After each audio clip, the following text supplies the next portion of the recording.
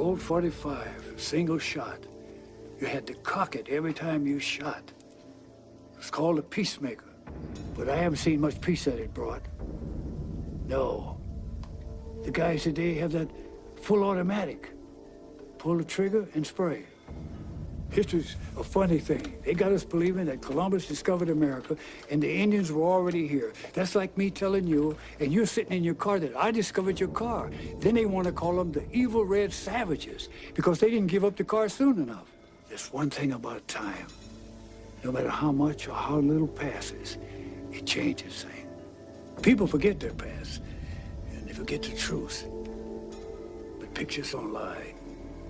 Forgotten gunslingers like Nat Love, Ice and Dart, Cherokee Bill, and troops too, like the 9th and the 10th. You see, people forget that almost 1 out of every 3 cowboys was black. Of course, when the slaves were freed, a lot of them headed out west, built their own towns. Shit, they didn't have much choice. In fact, over half of the original settlers of Los Angeles were black. But for some reason, we never hear their stories. 1 year before Jackie broke the color barrier, there was Kenny, Woody, Marion, and Bill. If you're asking who, you're not alone. Meet the men who integrated modern era pro football. So what's with this modern era qualifier? Get this, pro football actually allowed black players through 1933. But then this guy said, nah, and started a pact among owners to avoid signing any black players. A pact that lasted 13 years, until Paul Brown said that I want to win. In 1946, the Browns signed Marion Motley and Bill Willis. And they didn't just win, they dominated. Racking up championships, accolades, and Hall of Fame honors. On the West Coast, it went down a little different. Rams owners weren't as eager to sign black players, but the Coliseum was publicly owned, and pressure from a growing black community mounted. Kenny Washington and Woody Strode were signed, reluctantly. Ironically, the 2 multi-sport phenoms out of UCLA shared the same backfield with another multi-sport phenom back in college. Yep, Jackie. The thing is, in baseball at 28 years old, you're entering your prime. Football at 28, you're lucky if you still have fully functional knees. So Kenny and Woody missed out on their best playing years in the pros. But just like Marion and Bill back in the East, they didn't miss out on the slurs, the death threats, the segregated hotel stays, the struggles that come with integration. How bad was it? Woody Strode said, if I have to integrate heaven, I don't want to go. What these 4 men did in 1946 took sacrifice, courage, and iron will. It paved the way for generations. It was the catalyst to what the NFL has grown into today. So why didn't these 4 men's stature grow along with the leagues? In a period of time for the game that gets swept under the rug, Kenny, Woody, Marion, and Bill get swept with it. But not anymore. Remember the 4, the forgotten 4. When his final credits rolled in '94, Woody Strode was billed as a scholar, decathlete, World War II Army corpsman, UCLA Bruin, co-starring Jackie Robinson in the same backfield. Yes, the Jackie. He's also credited as LA Ram, NFL color barrier breaker, wrestler, gladiator, Prince Charming. Seriously, he married a Hawaiian princess. Best Supporting Actor nominee, A-lister, Black John Wayne, Black Filmmakers Hall of Famer, BAMFer. Take a bow. We're more than players. Woodrow Wilson Woolwan Strode, the kind of name you remember once you hear it. Yet Woodrow Wilson Woolwan Strode integrated modern professional football, so a lot of NFL fans know the name. You definitely know the name Jackie Robinson, Woody Strode's multi-sport teammate at UCLA. The 2 phenoms shared the backfield with Kenny Washington on the supremely talented Gold Dust Gang. Google it. Jackie obviously chose pro baseball, and baseball rightly celebrates him as the face of integration in this country. Woody stuck with football, broke the color barrier with the LA Rams a year earlier, and forget being the league's face of integration, he's not having a footnote. Here's another name you know, Spartacus, the film that garnered Woody a Best Supporting Actor nomination in Life After Football. How about this fella? Yep, named after Woodrow, aka Woody Strode. Hollywood isn't shy of honoring the same man, who also helped integrate the movie industry. So why doesn't the NFL acknowledge his role in its modern day integration? Maybe the league is still blushing about Black Jesus. Maybe it's because Woody only got to play one season with the Rams, thanks to a long-held pact by the owners to keep black players out of the game during his prime.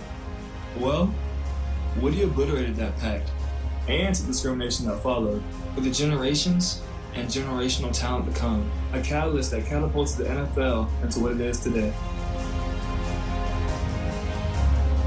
Considering that, and all his other contributions to society, seems like the man deserves a shout-out. Yet Woodrow Wilson Woodwine Strode is a name that isn't mentioned at all, until now. Remember the four, the forgotten four.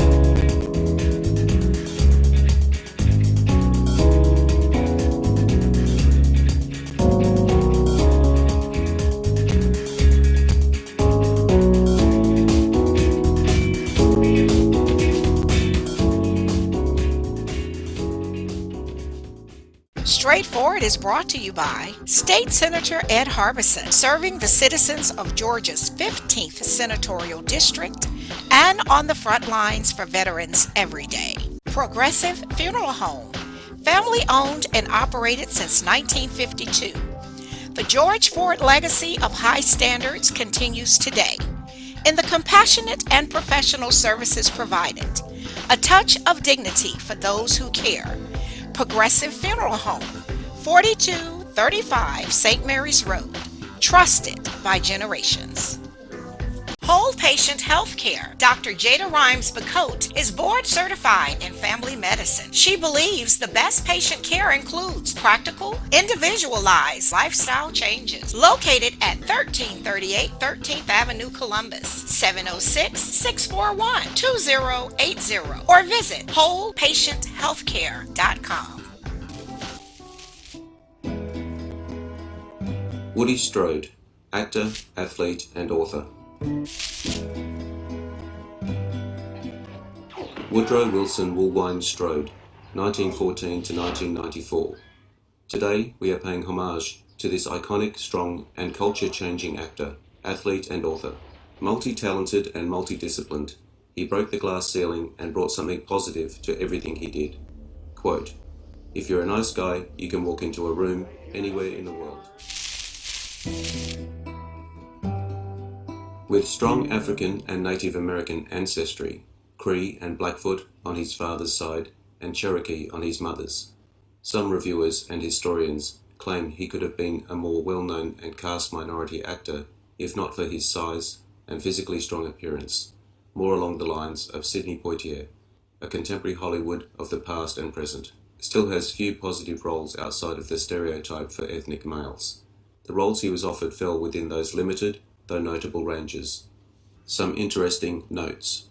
He was one of the first 4 blacks who integrated professional football in 1946. His career was Sergeant Rutledge, 1960. a close friend of director John Ford from the early 1960s until Ford's death, with Ford having preferred Strode's company over most other actors.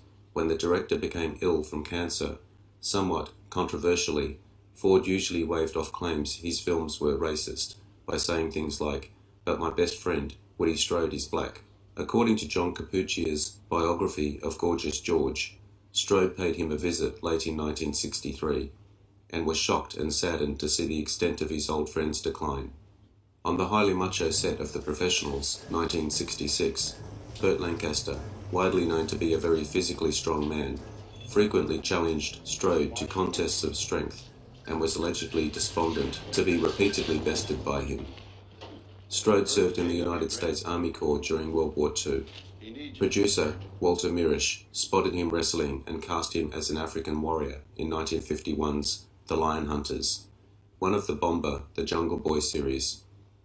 They wanted him to shave his head, reluctantly, until they offered him $500 a week. I said, "All right, where are the pluckers?" Then Strode realized, I was out in the world market with a bald head, trapped for life. Finally, it became a way of life. He had roles in 1951's Bride of the Gorilla and African Treasure, another Bomber film, an episode of 1952's Dangerous Assignment, Caribbean, and Androcles and the Lion, playing the lion. The toughest job I ever had, he later said. Strode was in 1953's City Beneath the Sea, directed by Bud Botticher, and the Royal African Rifles. He also appeared in several episodes of the 1952-54 television series Rama of the Jungle, portraying an African warrior. A gladiator in 1954's Demetrius and the Gladiators, and was in Jungle Man-Eaters, a Jungle Gym film. He could be seen in The Gambler from Natchez, Jungle Gents, a Bowery Boys movie set in Africa, and The Silver Chalice, all in 1954. In a TV adaptation of Mandrake the Magician, 1954, a pilot for a series that was not picked up, and had small parts in Son of Sinbad, 1955, Soldiers of Fortune, 1955. He appeared once on Johnny Weissmuller's 1955-56 syndicated television series Jungle Gym. Cecil B. DeMille cast him in The Ten Commandments, 1956, as a slave at $500 a week for 5 weeks. They were unable to find anyone to play the Ethiopian king, so Strode was given that role also. He also had a supporting role in Tarzan's Fight for Life, 1958, and a small part in The Buccaneer, 1958. In 1959, he portrayed the conflicted, some would say cowardly, Private Franklin in Pork Chop Hill, which brought him critical acclaim. He called it the first dramatic thing that I had done. Strode was next cast in Spartacus, 1960, as the Ethiopian gladiator Draba, in which he has to fight Spartacus, played by Kirk Douglas, to the death.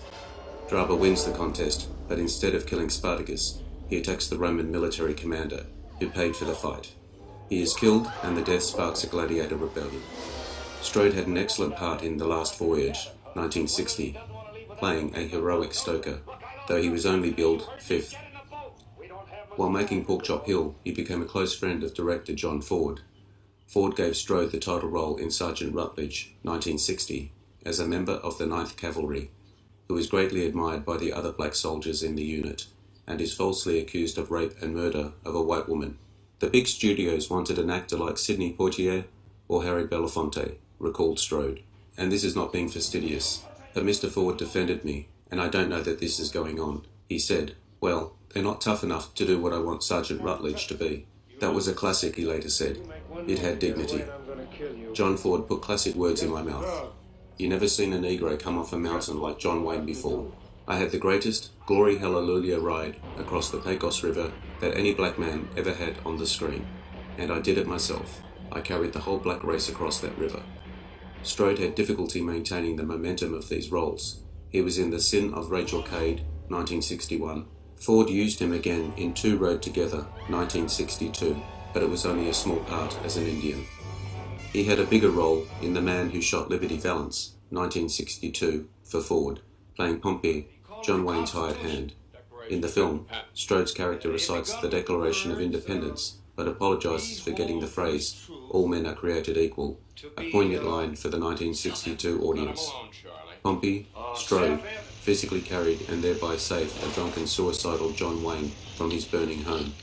In 1963, he was cast opposite Jock Mahoney's Tarzan as both the dying leader of the unnamed Asian country and the leader's unsavory brother, Khan. In Tarzan's Three Challenges, he had roles in the features Genghis Khan, 1965, and Seven Women, 1966. The latter, the last film he made for Ford. Strode was very close to the director. "He treated me like a son," Strode said. "I had a certain amount of crudeness. That went back 100 years, and that's what he liked." During Ford's declining years, Strode spent 4 months sleeping on the director's floor as his caregiver, and he was later present at Ford's death. Strode landed a major starring role as an expert archer and soldier of fortune in the 1966 western The Professionals. His name was the only one of the 4 professionals that was left off the movie poster. Nevertheless, the film was a major box office success that established him as a recognizable star. In 1967, he attempted to produce his own film, The Story of the 10th Cavalry, but went unmade. He appeared in 4 films that have been selected for the National Film Registry by the Library of Congress as being culturally, historically, or aesthetically significant. The Ten Commandments, 1956, Spartacus, 1960, The Man Who Shot Liberty Valance, 1962, and Once Upon a Time in the West, 1968. The character Woody from the Toy Story films is named after Strode, who had appeared in a number of classic Western films. Inducted into the UCLA Athletic Hall of Fame in 1992. Inducted into the National Multicultural Western Heritage Museum and Hall of Fame in 2012 to 13.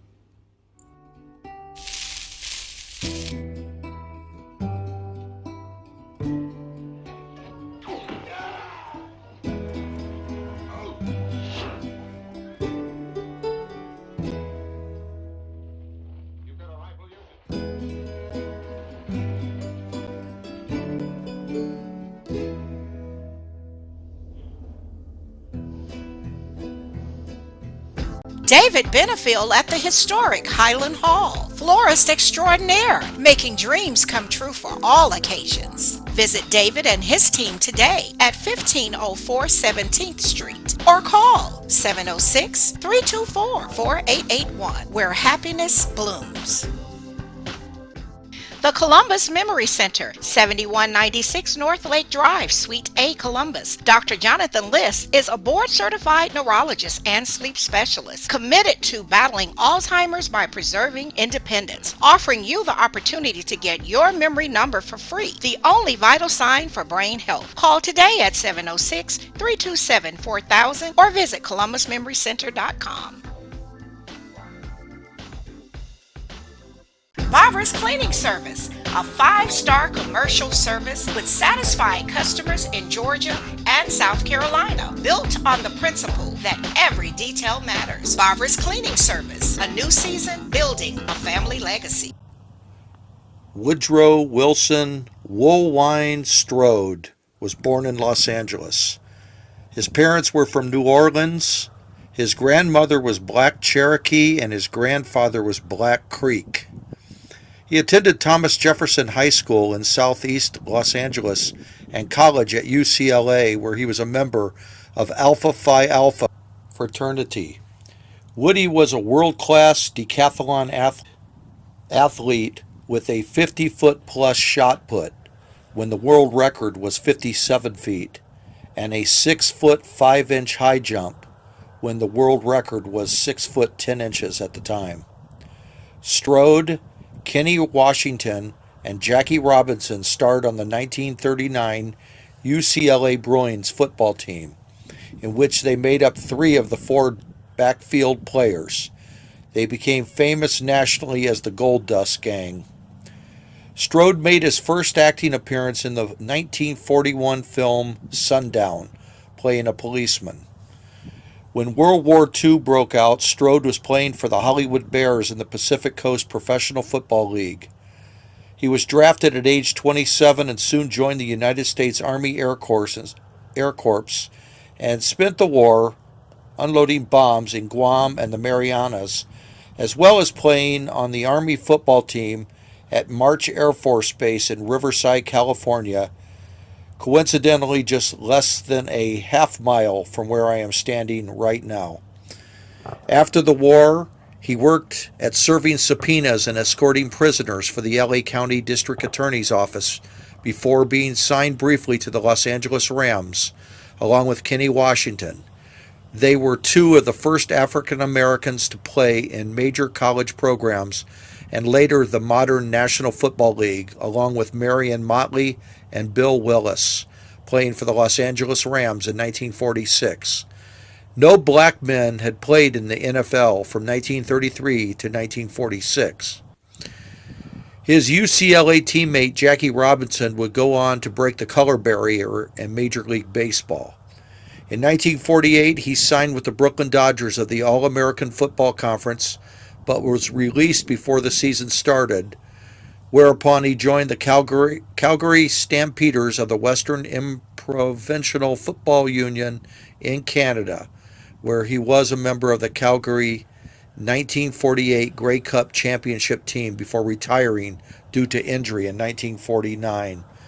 In 1941, Strode had dabbled for several months in professional wrestling.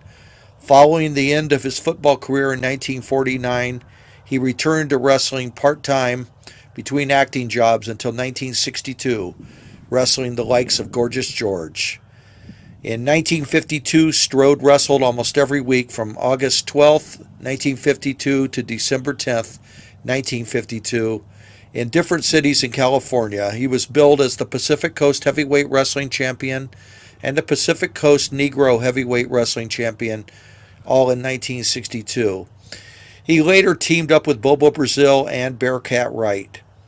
Strode's acting career was reactivated when producer Walter Mirisch spotted him wrestling and cast him as an African warrior in The Lion Hunters in 1951.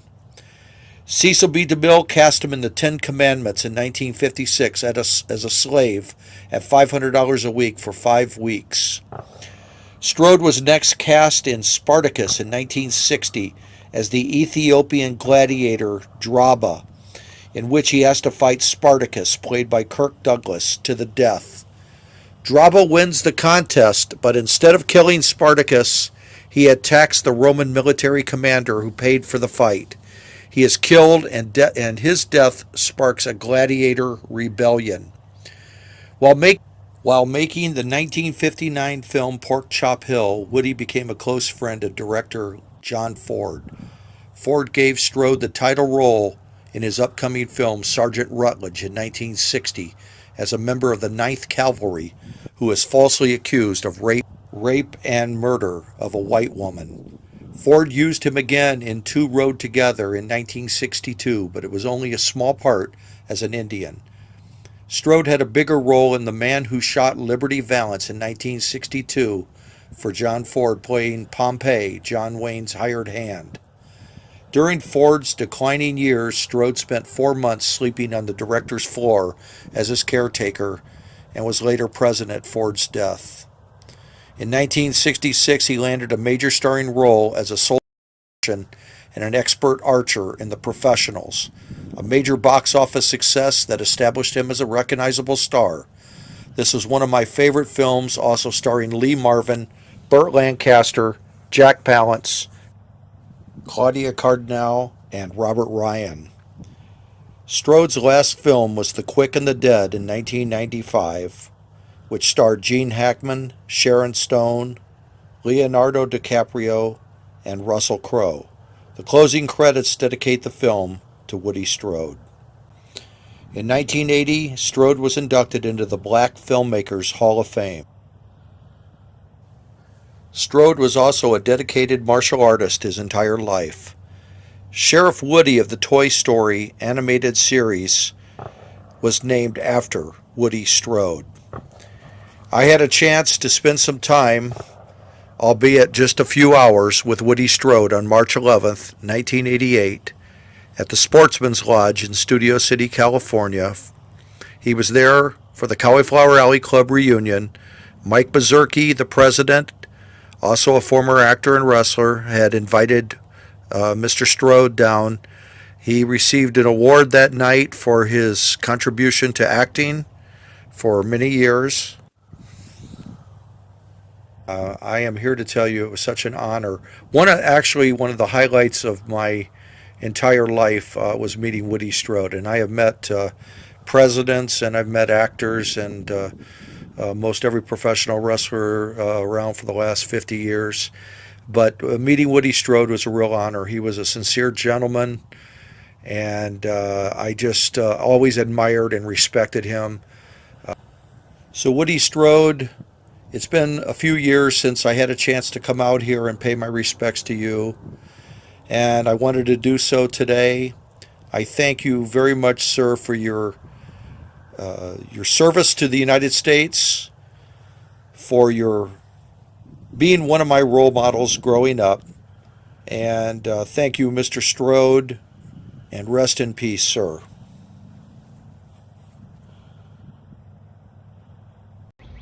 What up, world? What's up, Columbus? Be sure to tune in every Sunday, Straightforward with Gloria Strode, right here on NBC 38.